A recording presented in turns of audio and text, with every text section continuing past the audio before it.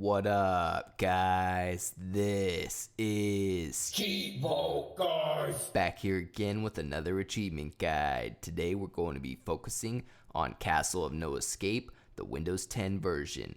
This game was published by Xitilon and it was developed by the D.E.X team.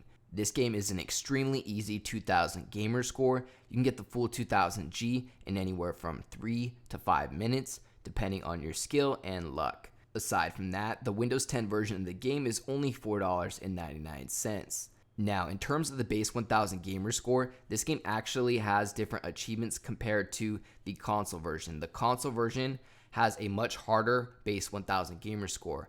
The base 1000 gamer score in the Windows 10 version is much easier. There's a long story behind that. Basically, they had launched with hard achievements, they had updated them to easier achievements, and Microsoft made them change back to the launch achievements. But this time around, the Windows 10 version launched with the easy achievements, so they're going to stay that way.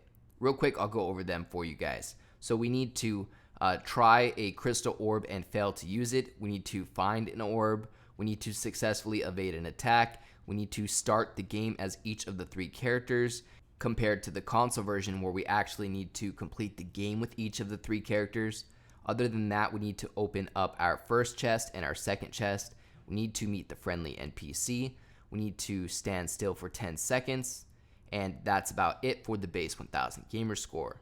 In terms of the second update, all of the new achievements are related to level progression. Basically, you need to get to the 2nd floor, 3rd floor, 4th floor, 5th floor, and then finally the 6th floor. So now that I explained everything that's going on here, let's go ahead and dive into it. As I mentioned before, you have 3 different characters that you can choose from.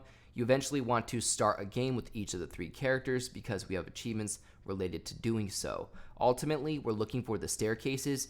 The staircase will either go up or down. You can see which floor you're on the upper right hand corner of the screen. If you start off on the 1st floor and you go downstairs, it's going to take you to the 6th floor. It's basically a big loop. So just make sure that you go up and down the stairs until you have reached all of the 6 floors. Now, this is a roguelike game and the levels are randomly generated. So my levels are going to be different than the levels that are showing on your screen. Now, basically, we need to walk over each of these question marks to try to discover different things that are related to the achievements. If you want to expose what's under the question marks, you need to find a flare. You can see how many flares you have next to the torch. It's located on the right hand side of the screen. As of right now, it shows that I have 0 torches, or flares, sorry. Anyhow, I ended up getting a game over, no big deal. Ultimately, we need to start up the game at least 3 different times with each of the 3 characters. I did get a few achievements right there. Now, earlier, I was talking about the flares, so back to that.